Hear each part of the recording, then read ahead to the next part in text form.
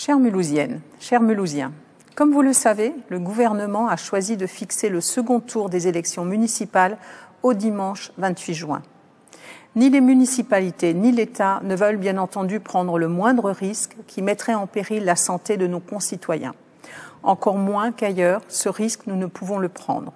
Notre ville a payé un lourd tribut. Elle a été touchée plus tôt et plus fort que n'importe où ailleurs en France. Pour ma part, je considère qu'à partir du moment où la situation sanitaire de notre pays l'autorise et que les protocoles d'organisation mis en place sont scrupuleusement respectés, il s'agit d'une bonne chose. Une bonne chose pour la démocratie tout d'abord. Je pense qu'il ne peut y avoir de démocratie confinée pour aucune collectivité. Cet entre-deux est inédit et complexe. Les élus locaux n'ont pas les coups des franges pour agir, malgré les dispositions réglementaires qui élargissent notre pouvoir d'action durant l'état d'urgence sanitaire.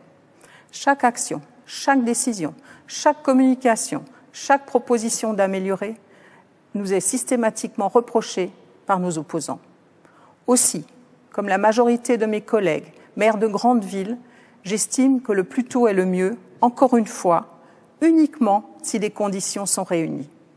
Il ne s'agit pas de confondre vitesse et précipitation. Mais chaque jour, je vois combien il y a urgence dans les prises de décision en termes de relance économique, de reconstruction, de lancement de projets, d'action de solidarité. Les sujets concernés sont hélas nombreux. La crise que nous traversons a révélé des problèmes majeurs dans l'organisation de l'État et dans sa capacité à réagir aux situations d'urgence. Il ne s'agit pas d'une critique, mais d'un constat. Les collectivités locales, mairies, agglomérations, départements et régions ont toutes été pleinement mobilisées pour faire bien au-delà de leurs compétences. Mon rôle d'élu en responsabilité dans la période que nous vivons est avant tout d'assurer le bon fonctionnement de l'action municipale et d'être en alerte à toute heure du jour comme de la nuit. Empathie et efficacité à l'égard des Mulhousiens, telle est la devise qui guide mon action. Les vœux pieux ne sont pas mon fort. Je sais que seule une disponibilité de tous les instants permettra de protéger nos concitoyens dans ces temps incertains. Aussi, j'ai pris la décision, en accord avec mon équipe, de ne pas faire campagne avant la date légale d'ouverture de la campagne officielle, c'est-à-dire le 15 juin.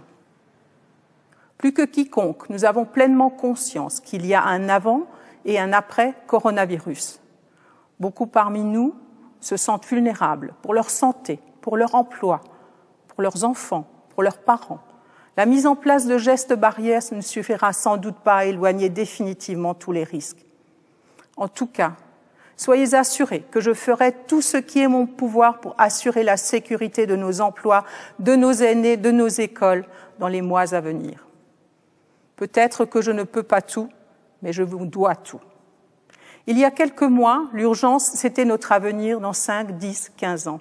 Aujourd'hui, l'urgence, c'est notre avenir dans 2 jours, 2 semaines, 2 mois. Tout ce qui a été fait pendant la crise du coronavirus ne doit pas être une parenthèse. Je suis parfaitement consciente de la nécessité absolue de tirer les leçons de cette crise pour dessiner ensemble les mois à venir. Si votre confiance nous est renouvelée, nous vous proposerons de lancer un plan d'avenir local qui réunira toutes les propositions destinées à protéger et accompagner les Mulhousiens dans les mois à venir. Nous avons souffert ensemble. Nous sortirons vainqueurs ensemble. C'est le seul moyen de relever les enjeux qui sont face à nous. Nous devons continuer ensemble. C'est ce que nous vous proposons avec Jean Rotner et l'ensemble de mon équipe.